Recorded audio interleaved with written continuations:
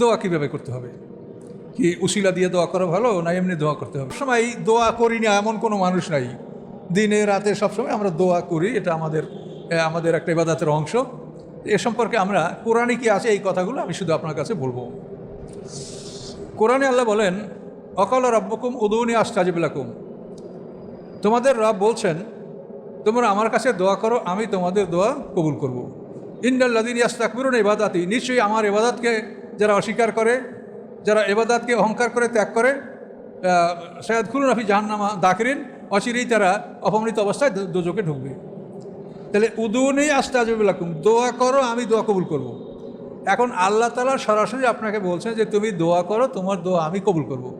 আপনি যার কাছে আপনার কাজ, সে যদি বলে যে তুমি সরাসরি আমার কাছে আসো, আমি তোমার বিষয়টা দেখব, তাহলে তারপরও কি আপনি একজন ভায়া মিডিয়া খুঁজবেন? যে খুঁজলে তো আপনার মালিক রাগ করবে, যে ওটা তোমাকে বলছে না তুমি সরাসরি আমার কাছে আসো। তাহলে এখানে আল্লাহ সরাসরি বললেন উদুনি আস্তাজিব লাকুম, তোমরা আমাকে ডাকো, আমার কাছে বলো, আমি তোমাদের ডাকে সাড়া দিব। ইন্নাল্লাযীনা ইস্তাকবিরুনা ইবাদাতি, এবং এই দোয়াটা যে ইবাদত, সেই জন্য অহংকার করে তারা এই দোয়াকে বর্জন করে, অচিরেই তারা অপমানিত অবস্থায় দোজখে ঢুকবে। তাহলে দোয়ার ব্যাপারে আল্লাহ পরিষ্কার কোরআনে বলে দিয়েছেন। কোরআন হচ্ছে তিবিয়ানাল লিকুল্লি শাই, সমস্ত বিষয়ের জন্য স্পষ্ট বিবরণ, সমস্ত বিষয়ের স্পষ্ট বিবরণ হচ্ছে কোরআন। কাজেই দোয়া সম্পর্কে আল্লাহ পরিষ্কার বলেছেন যে আমার কাছে দোয়া করো, আমি দোয়া কবুল করব। অন্যায় দেখেন, ওই যা আলাকা ইবাদি আন্নি ফাইন্নি করিব, হে রাসূল আপনাকে যখন জিজ্ঞাসা করে আমার বান্দারা, ওয়াইজা সালাকা ইবাদি, আমার বান্দারা আপনাকে প্রশ্ন করে আন্নি, আমার সম্পর্কে, যে আমি আল্লাহ কাছে না দূরে, যদি আমি কাছে হই তাহলে ওরা বলছে চুপি চুপি ডাকবো, আর আল্লাহ যদি দূরে থাকে তো আমরা জোরে ডাকবো। তখন আল্লাহর কি জবাব দিলেন? ফাইন্নি করিব, নিশ্চয়ই আমি তোমাদের কাছে। কি করি আমি? উজিবু দাওয়াতাদ দায়, যখন কেউ আমাকে ডাকে আমি তার ডাকে সাড়া দিই। ইযা দাআনি, যখনই সে ডাকে। এই কথা স্পষ্ট কোরআনের পরে আপনি কি চাচ্ছেন আর বলেন? যে আমি তার ডাকে সাড়া দেই যখনই সে আমাকে ডাকে। তাহলে এখন দেখা যায় যে আল্লাহ বলছেন সে যখন ডাকে তখনই আপনি তার ডাকে সাড়া দেই, কিন্তু আপনি যদি এখন উসিলে রাখেন তো উসিলা তো সবসময় রেডি থাকে না। আল্লাহ যেভাবে তন্দ্রা নিদ্রা তাকে স্পষ্ট করে না, সবসময় হাইয়ুল কাইয়ুম, এরকম পৃথিবীতে কেউ আছে? তাই না, আমি যাকে অসিলা করলাম সে তো ঘুমেই রয়েছে, এখন আল্লাহর কাছে যাইতে হলে তো ওনার মাধ্যমে যাইবে, আর উনি তো ঘুমাইছে, তাহলে আমার দোয়া ওখানে স্টপ হয়ে গেছে, স্থগিত হয়ে গেছে, কেন? উসিলা ঘুমাইছে কে? তাহলে এই কথাগুলো আপনাকে চিন্তা করতে হবে যে আল্লাহ কি বলছে আর আমরা কি করছি। কাজে আপনাকে যে ওসিলার অপেক্ষা করছেন সে তো আল্লাহর মতো ওরকম এভার রেডি না, সবসময় প্রস্তুত না। কাজে সে আপনার কি করে আপনার দোয়াটা আল্লাহর কাছে পৌঁছাবে? আল্লাহ তো সবসময় রেডি, বলে আমি তোমার কাছে। ইন্নাহু কারিবুম মুজিব, ইন্নাহু কারিবুম মুজিব, আল্লাহ বলেন আমি কাছে এবং আমি তোমাদের জবাব দিচ্ছি, আমি তোমাদের কথা শ্রবণ করে আমি শুনি। তো আল্লাহ এই ধরনের কথা বলার পরে আমরা একটা উসিলার অনুসন্ধান করবো কেন? আমরা করবো যে আল্লাহ বলছেন, রাসূল বলছেন। রাসূল আমাদেরকে কখনোই বলে নাই যে আমাকে উসিলা করে দোয়া করো, বরং কোরআনে যেটা বলা আছে, মানুষ যখন অপরাধ করে, বান্দারা যখন অপরাধ করে, জাউকা, তারা আপনার কাছে আসবে, ফাস্তাগফিরুল্লাহ, তারা আল্লাহর কাছে ক্ষমা চাবে, আস্তাগফিরুল্লাহুর রাসূল, এবং তারা আল্লাহর কাছে দোয়া করার পরে রাসূল তাদের জন্য ক্ষমা প্রার্থনা করবে। তখন এমত অবস্থায় রাউযুল্লাহ তাওয়াবুর রহিমা, তারা আল্লাহকে পাবে যে তিনি তওবা গ্রহণ করি, তিনি দয়ালু। তাহলে এই দোয়ার জন্য এ ধরনের কোরআনে বহু আয়াত আছে, সমস্ত আয়াতগুলিতেই সরাসরি আল্লাহ তাআলা দোয়া করতে বলছেন। কাজে এই জন্য দোয়ার ব্যাপারে আপনারা ওসিলার অনুসন্ধান করবেন, কারণ আমরা তো আল্লাহর গোলাম, আমরা তার হুকুম মানবো, রাসূলের আদেশ মানবো, কিন্তু কেউ দেখাতে পারে না যে আল্লাহ ওসিলা অবলম্বন করতে বলছে বা রাসূল বলছেন। তারা কয় কি যে এই আদম আলাইহিস সালামের দোয়া কবুল হয়েছে মুহাম্মদ সাল্লাল্লাহু আলাইহি ওয়াসাল্লাম উসিলায়, এটা একটা কাল্পনিক কথা। তার কারণ আদম আলাইহিস সালামের দোয়া কীভাবে কবুল হয়েছে এটা আপনি সম্পূর্ণ কোরআনে আপনার আছে। আল্লাহ বলেন ফাতালাক্কা আদমের রব্বি কালিমাতিন, যে আদম তার রবের নিকট থেকে কিছু বাক্য, কিছু বাণী গ্রহণ করলেন, এটার মানে তিনি নবুয়াত, এটা নবুয়াত লাভ করেন, তাকে কোরআনের আয়াত তাকে দেওয়া হলো। ফাতালাক্কা আদম ইবন রব্বি কালিমাতিন, তিনি রবের নিকট থেকে কয়েকটা বাণী শিখলেন। শেখার পরে ফাতাবা আলাইহি, আল্লাহ তার দিকে ফিরে আসলেন। ইন্নাহু তাওয়াবুর রহিম, আল্লাহ তাআলা তওবা গ্রহণকারী এবং দয়ালু। তাহলে এখন আল্লাহর কাছ থেকে সে কী বাণী শিখলেন, সূরা আরাফে সেটা দেখেন। আরাফে বলা হয়েছে ক্বালা রব্বানা যালামনা আনফুসানা ওয়া ইল্লাম তাগফির লানা ওয়া তারহামনা লানাকুনান্না মিনাল খাসিরিন। এই বাক্যগুলি তিনি আল্লাহর কাছে শিখেছেন এবং এইগুলি যখন দুজনে পড়েছেন, দেখেন ক্বালা ক্বালা ক্বালা তাসনিয়া, দুজন, অর্থাৎ আদম হাওয়া দুজনেই এই দোয়াটা পড়েছেন। আমরা তো সবসময় আদমের গুণ মাফের কথা বলি, কিন্তু আদমের চাইতে হাওয়া অপরাধী বেশি, কিন্তু তার গুণটা কীভাবে মাফ হলো? সেটা তো আপনারা বলেন না, কিন্তু আল্লাহ কোরআনে বলে রেখেছেন।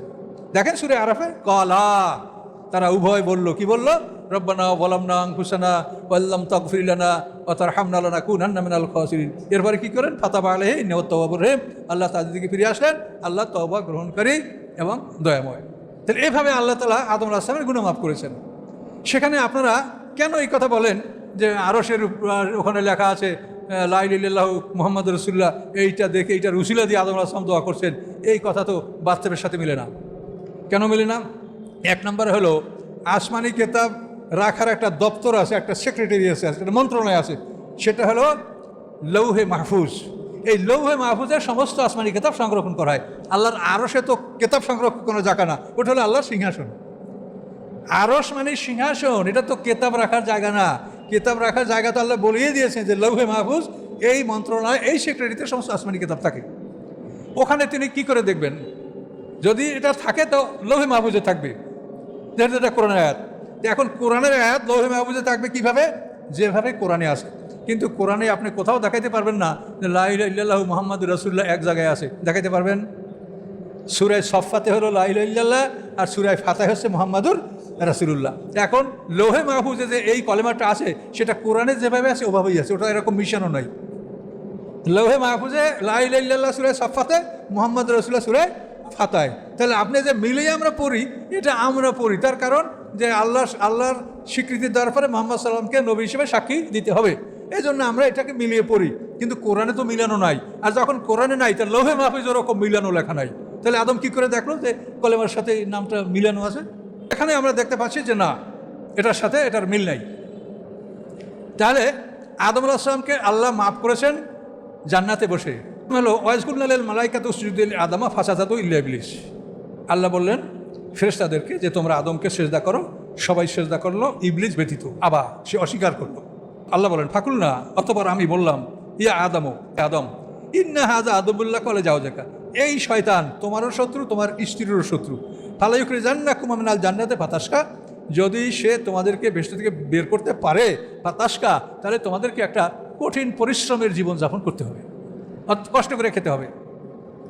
ইন্নালাকা আল্লাহ তাজুয়াফি ওয়ালা তারা, তোমার জন্য এখানে যে তুমি ক্ষুধার্ত হবে না, তুমি পোশাক মুক্ত হবে না। অন্যাকালা তাজমফি ওয়ালা তাধা, নিশ্চয়ই তুমি এখানে পিপাসায় কষ্ট পাবে না, রৌদ্রে কষ্ট পাবে না। এভাবে আদম আলাইহিস সালামকে বুঝায় বললেন আল্লাহ। ফাওয়াসওয়াসা ইলাইহি শাইতান, অতঃপর শয়তান তাকে কুমন্ত্রণা দিল। কলা, সে বলল, ইয়া আদম, হে আদম, হাল আদুল্লুকা আলা শাজারাতিল খুলদে, আমি কি তোমাকে একটা অমর বৃক্ষ দেখিয়ে দেবো? একটা অমর বৃক্ষ, এটা ফল খেয়ে তুমি মরবে না, দেখাই দেবো আমি। ও মুলকেল লা ইয়াবলা, এবং তোমাকে আমি এমন সাম্রাজ্যের খবর দিব যে সাম্রাজ্য কোনোদিন পুরাতন হবে না। এরপরে শয়তানের পরামর্শে আকালা মেনহা, উভয়ই ওই গাছের ফল ভক্ষণ করলো। ফাবাদাত লাহুমা সাওয়াতুহুমা, তাদের লজ্জাস্থান তাদের সামনে উন্মুক্ত হয়ে গেল। তাফিকা ইয়াকসিফানি আলিম আল জান্নাহ, তারপর তারা জান্নাতের পাতা দ্বারা তাদের নিজেদের সতর ঢাকতে শুরু করেছিল। ও আসা আদম ও রাব্বু ফাগা, আর আল্লাহ তাআলা আদমের অবাধ্য হয়েছিল এবং সে বিপদগামী হয়েছিল। তারপরে হলো এই দেখেন সুম্মাস্তাবাহু, সে আল্লাহর অবাধ্য হয়েছিল, সে বিপদগামী হয়েছিল শয়তানের ওয়াসওয়াসার কারণে। আল্লাহ সুম্মাস্তাবাহু, অতবার আল্লাহ তাকে মনোনীত করলেন। ইজতাবা মানে বাছাই করা, মনোনীত করা, নমিনেশন দেওয়া।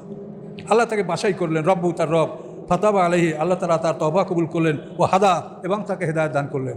এই ভেস্তে বসেই কিন্তু আল্লাহ তাকে মনোনীত করছেন, বাছাই করছেন, তওবা কবুল করছেন, হেদায়েত দান করছেন।